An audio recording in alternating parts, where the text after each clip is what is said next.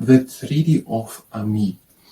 It was signed on the 25th of March 1802, came into effect on the 27th March, and lasted until the 18th of May 1803, so for 14 months. And it was the only time of general peace in Europe in these 14 months between 1793, around the time of the French Revolution, and 1814, the Battle of Waterloo. And it ended the wars of the Second Coalition, and one big thing was that Britain accepted France now as a republic after the French Revolution. And there were some people signing it. It was for Britain, was it the Marquis of Cornwallis? For France, it was Joseph Bonaparte, brother of Napoleon Bonaparte. For the Batavian Republic, that is somewhere where Belgium and the Netherlands are, the Batavian Republic, Rutger Jan Schimmelpenninck, and for Spain, José Nicolás César. And why was it made? Now, there were also humanitarian reasons. The Marquis of Cornwallis, for example, said that he didn't want to have continuous, helpless bloodshedding, for example. Or another thing was that the Prime Minister for domestic issues in Britain had changed in 1801 from William Pitt the Younger to Henry Edding.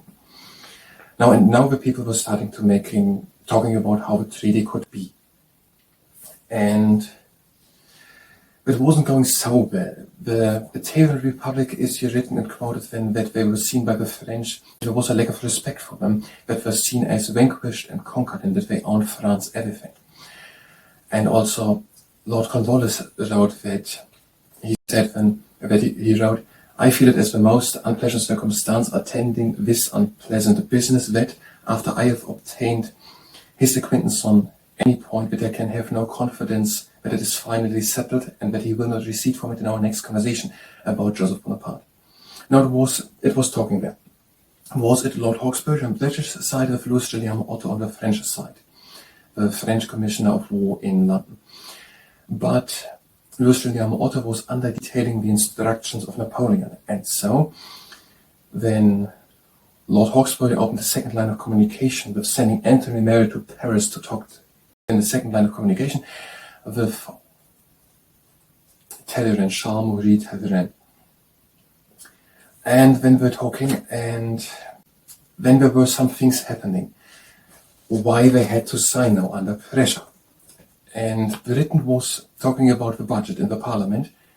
It's not said explicitly here, but it must be about on what money to spend in the next year, on military, if wars continued or not. And there was a huge pressure on Lord Cornwallis to sign or to not sign, which Lord Cornwallis seemed to not want, because he wanted peace. And during the peace, these 40 months, Britain then kept its large peacetime army. They did not demobilize of 180,000, I think, was it, troops. And also they used that year to build up the navy. And then they had given Lord Hawkesbury an ultimatum to sign, and then they're talking about Malta. Malta was the big issue. Who got Malta? It seemed to have been part of St. John's Holy Knights order, and then it became occupied by France. But then during the war, Britain had got it, and it was in the hands of Britain. And then we were talking about that, and then Lord Hawkesbury got an ultimatum to sign, and after then, shortly after the ultimatum had run out, after a 5-hour-long meeting, Lord Hawkesbury signed. And he said he was worried and unhappy with the treaty, but he also was not happy that the war would go on and it would be just hopeless, useless bloodshed.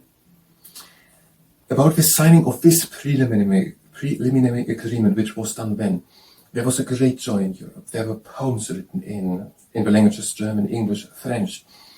And on the stage, people were acting it out, and fireworks were done in Britain. In Britain, the people hoped that the income tax, which had been imposed a few years earlier, would be gone away, that the market had a revival, and that the grain prices would go down. Some reasons for making the treaty were also on Britain's side, that they feared war with Russia, and that they wanted more trading with Europe.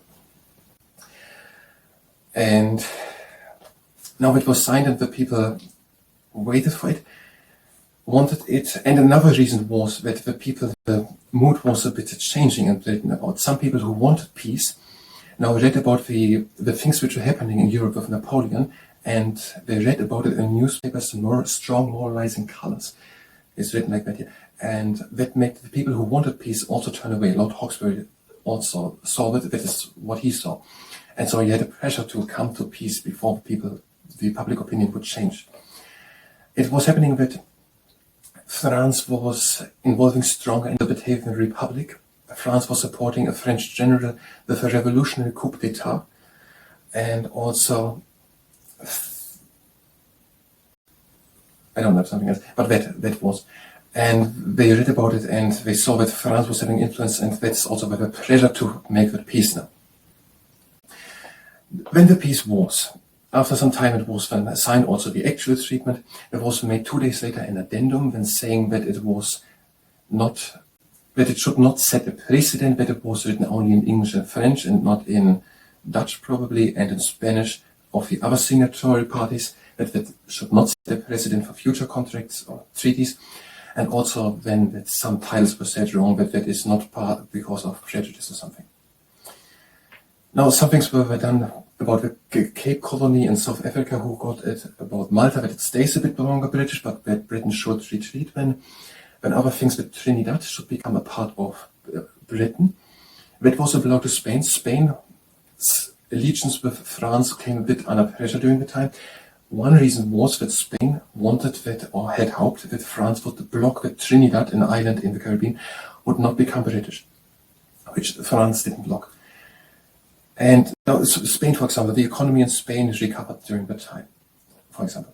Now, and then there was this 14 months of peace, and traveling in Europe started again. Expatriates came back to France now under released restrictions who had fled during the French Revolution or something. And people also came, some people named here the name. William Herschel, for example, went to the Observatoire in Paris probably to make astronomy or something. And Marie Tussaud got to London and opened the second exhibition as Marie Tussaud, so she had in Paris. Or André Jacquanier went also to London and flew with a hot air balloon from London to Colchester in 45 minutes. And there was in the Louvre in Paris the Exposition des Produits Français de l'Industrie or something. And Napoleon, the private secretary of Napoleon, said then that Napoleon was above all delighted about the numerous foreigners who expressed their delight about the exhibition. But it was not all perfectly. There were some problems. Malta was a big problem all the time. Now, but also other diplomatic problems. Britain felt insulted that France or Napoleon said that Britain had no voice in Europe. And also should Britain censor the anti-British press. And also should they expel and expatriate people who had gotten there. Expel them. And Britain saw this as an affront against their sovereignty. And King George III, I think was also an elector of a Holy Roman Empire. This is where Germany is. And they felt insulted for that. Then more things. Napoleon had made the Treaty of Lunéville a year earlier to the Treaty of Amiens. Britain had not signed it. Napoleon had signed it, and in that he had said that he would not accept the presidency of the Italian Republic in northern Italy, which he then did, and he became the president of northern Italy.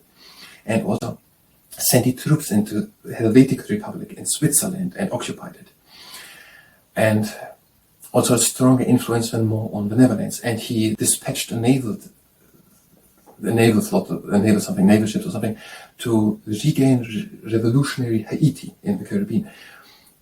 And also to take control again or still, of French Louisiana. Louisiana was then sold by Napoleon to the United States, to the Thomas Jefferson administration.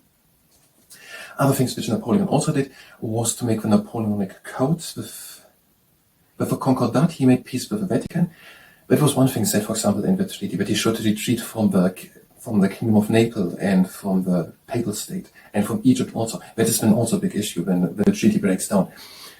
So Napoleon made the Concordat to make peace with the Vatican, the Napoleonic Code, with that he did something, and also a new constitution. A new Napoleonic Code making a new legal system in France, and a new constitution with which he became emperor of lifetime. Now, and when these were the promises. So Britain saw themselves threatened, insulted, and also threatened on the global stage by France's imperialistic actions which they did. and also that they had nothing to say in Europe, and that France was not holding to the Treaty of Luneville, but they attacked Switzerland and accepted the presidency of Italy. And we saw that France was weak. Britain kept a large peacetime war army and did not demobilize and built out its navy. And when the war started again, Britain was in the Battle of Trafalgar very quickly able to regain an upper hand on the oceans with the Battle of Trafalgar a bit later. And they saw that France was in a weakened position also. And now, then there became more diplomatic problems. So Britain saw it, what all was happening in Europe with Napoleon, and then they seized on the Malta issue. It's written like that. They seized on the Malta issue. They had signed in the treaty that they would retreat from Malta within 3 months, and they didn't do it. And Napoleon pressed them on it. He published a report in which he stated how easily he could regain Egypt or take Egypt. That was something similar which he did. And then also later he said then to Lord Whitworth, which was the British-French ambassador, in an interview that Britain should retreat from Malta, and he threatened war. And Lord Whitworth felt like he had gotten an ultimatum that war would come if not Britain would go away. And so he said how easy he could get Egypt, and that he would have war if Britain would not retreat. Britain was seeing that he was having actions in Switzerland, in the Helvetic Republic, in the Batavian Republic, with the influence on Netherlands or whatever it is, Belgium. I don't know if just what it takes. And these things. And then it got more and more. Then Napoleon said then also in a public meeting again, where other people were there, pressured he again onto Malta. And that saw now the Russian ambassador, Markov, and he reported then back to Russia, to the Tsar, that France was threatening. And also did he report then back to Russia that France was, rumors that France would had taken an eye on Hanover and on Hamburg in northern Western Germany. And following that, then the Russians accumulated, assembled troops in the Baltic because of the threats of Napoleon then to Western Germany, because Russia saw it as now that would now be part of their business if Napoleon would be doing something then in Western Germany. It was not Germany at the time. And then Britain made an ultimatum to France, and saying that France would retreat from Switzerland and something else, and that Malta would be staying part of Britain for 10 more years. Napoleon said then that he would accept the Ottoman Empire's, so that Turkey is, the Ottoman Empire's integrity. That had probably something to do with Egypt, that he would not attack Egypt again. The British troops were also, there was war led something. I don't know, just from this article. But he did not accept that on Malta. And when it got worse, they were talking again under big pressure that war was imminent. And then on the 17th May, then Britain seized all the ships, all the French and Dutch ships in the ports and at the coast. On the 18th May, then war was declared on France, naming the region as reason the hostile actions against the Empire, the West Indies, and Britain.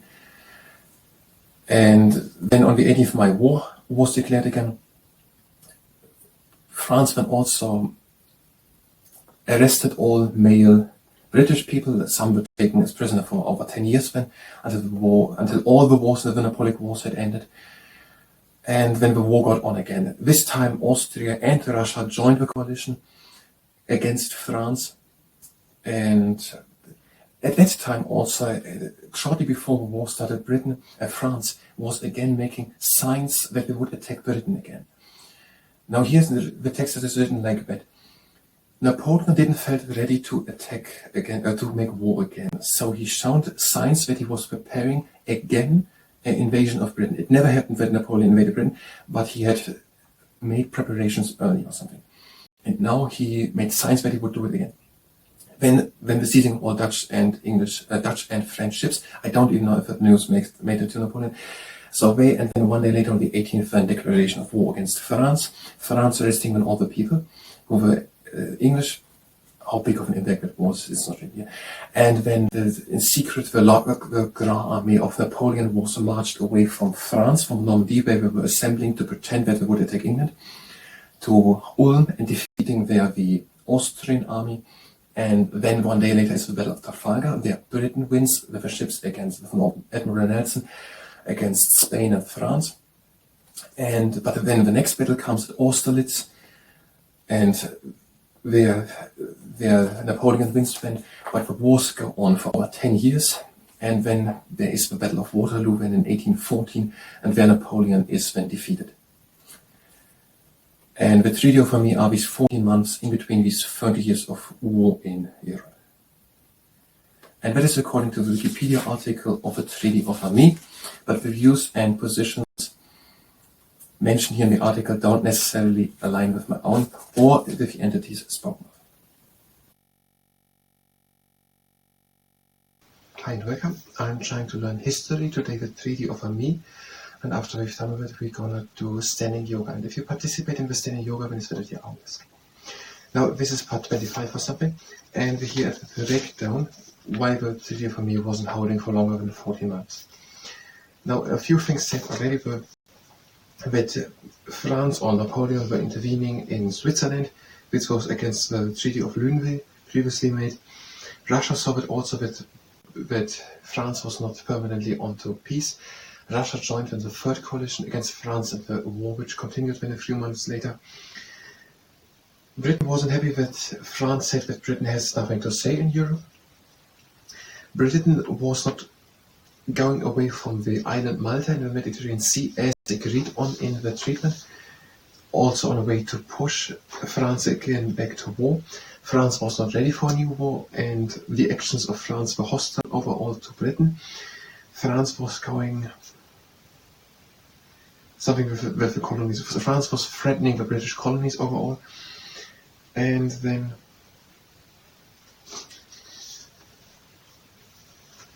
France seized the revolutionary Haiti and also French Louisiana, and that made it clear that France was looking overall on the global stage for expansion and war.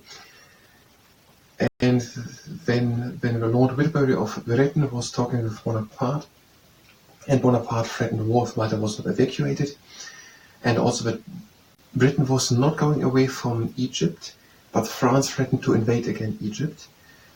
Egypt should have gone back to the Ottoman Empire.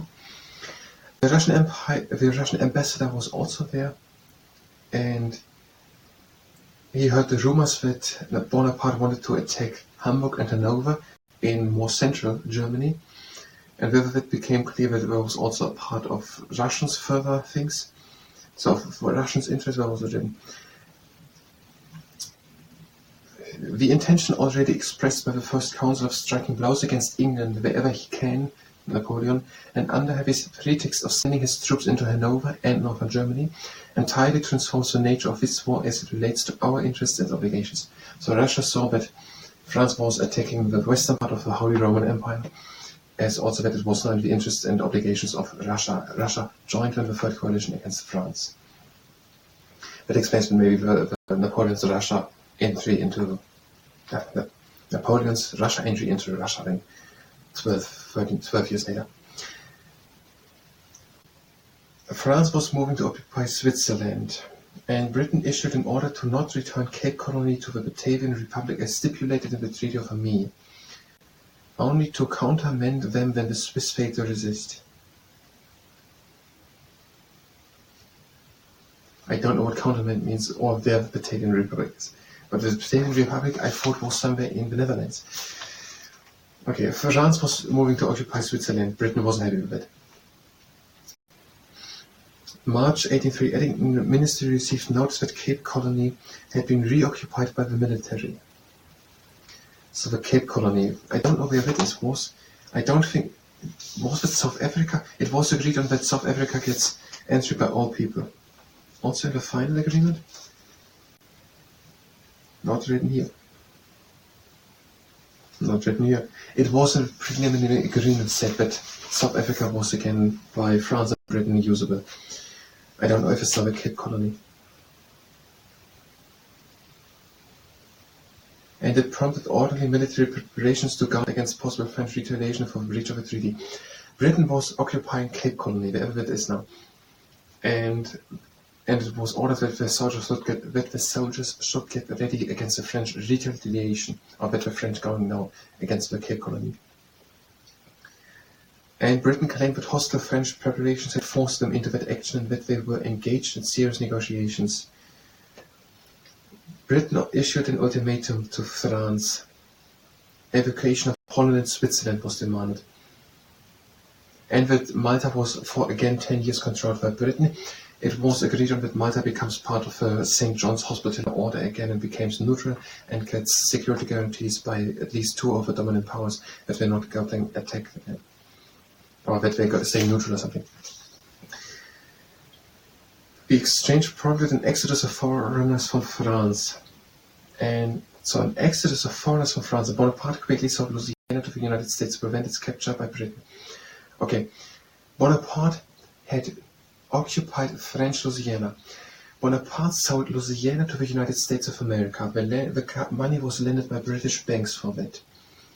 And Bonaparte did that so that Britain was not again occupying Louisiana. Foreigners left France. In this 1 year of peace, many people came to France and back again. A lot of trading started again, and people started to travel again. For example, Marie Tussaud came to London and opened a second expedition like she had in Paris. Or André Charles Garnier came to London and flew with a balloon from London to Colchester. And also many people went to the French, what was his name? The French,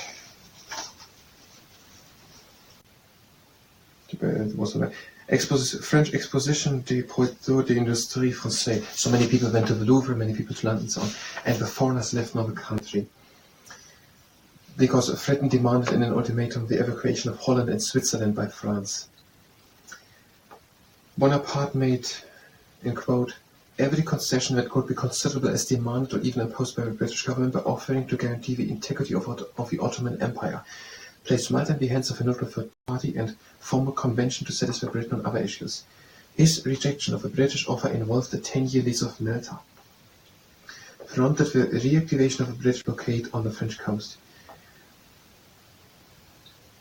So Bonaparte offered to guarantee the integrity of the Ottoman Empire, that means probably Egypt also, and to place Malta in the hands of a neutral third party, and also to build up a convention to satisfy Britain's other issues. But they were not going in until the 10-year longer holding of Malta by Britain prompted that Britain made again a blockade against the French coast. Bonaparte was not fully prepared to resume the war. Made moves designed to show renewed preparation for French invasion of Britain. Okay, Bonaparte was not ready for a new war, but he tried to show that he tried to implicate, even though he was not, that he was willing to invade Britain. Designed to show renewed preparations for French invasion of Britain. So Bonaparte signaled that he is about to invade Britain, as he had done previously, or was it threatened before, or feared before. Matters reached a diplomatic crisis point when the British rejected the idea of mediation by Tsar Alexander. So the Russian Tsar said he wanted to mediate, Britain rejected it.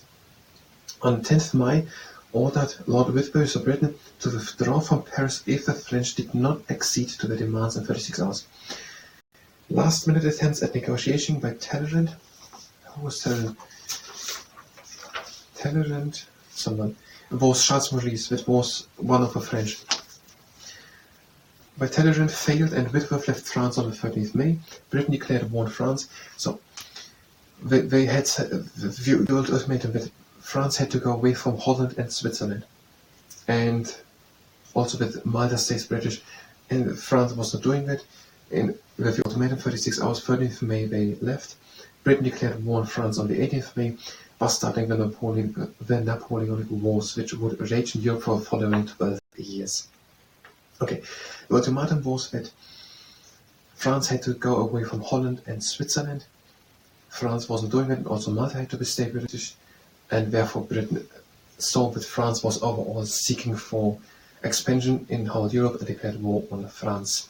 Also because Bonaparte wasn't ready for a renewed war.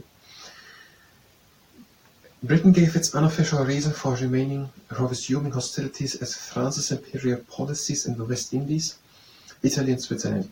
And Britain said the official reason for restarting the wars that France had imperialistic policies, so expansion in the West Indies, so in the Caribbean, in Italy and Switzerland.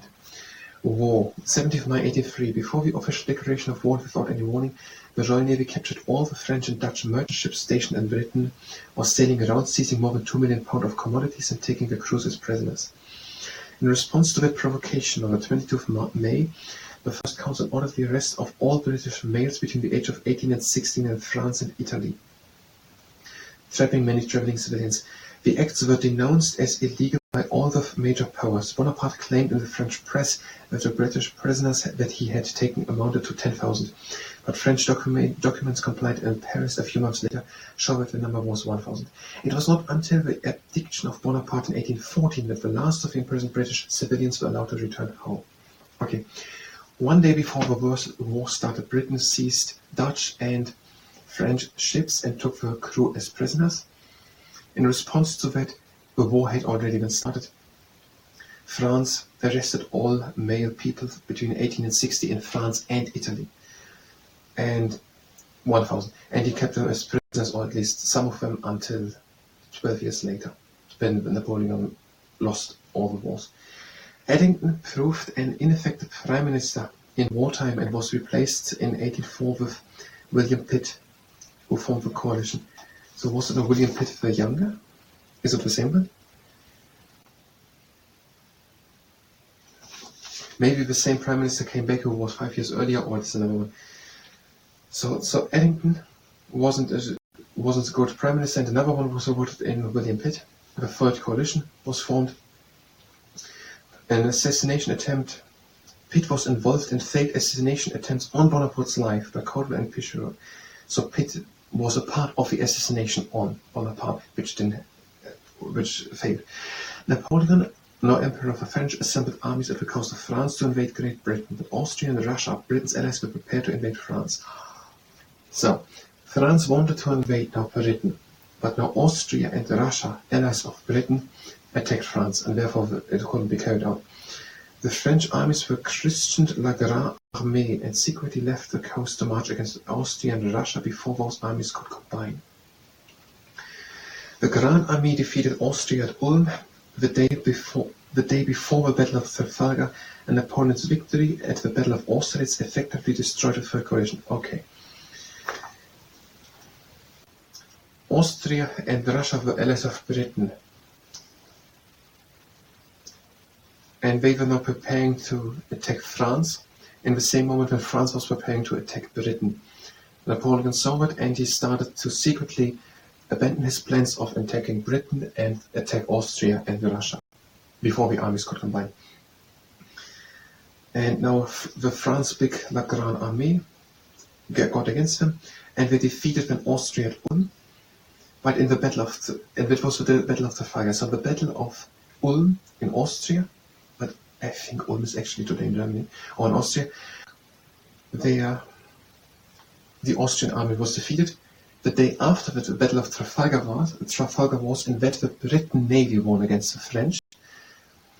And then in the Battle of Austerlitz, sometime later, probably, the Third Coalition was effectively destroyed. So Napoleon had basically won. In 1806, so 4 years later, Britain retook the Cape Colony from the Batavian Republic.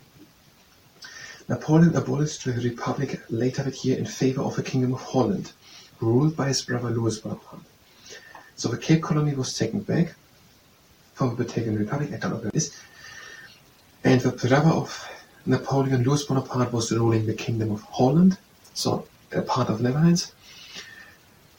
And in 1810, France annexed then the whole Netherlands.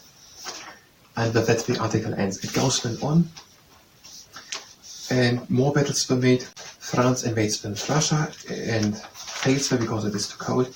That's a short form, I don't know exactly.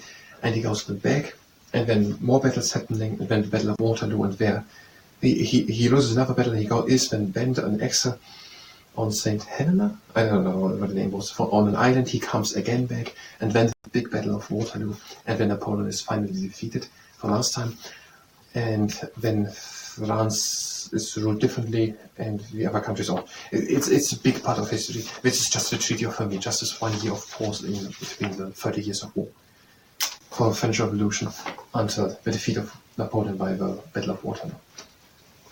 That was the history part. If you were here for history, you can go directly to the next part of history, where we start to prepare our presentation. That was now we're having all together what we want to say.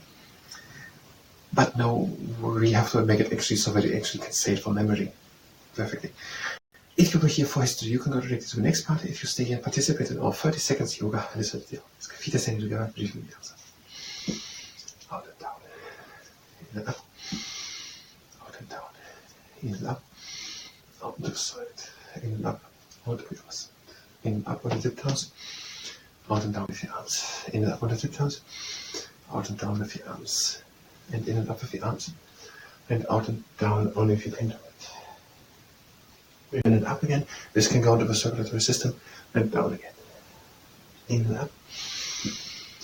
And out and down now all the time. Bend the right leg, stretch the left one, change it, stretch the right one, then down, breathe in and up. Bring the hands to touch and lower and down, heart center. That was a short stand yoga. Thank you very much, and till next time.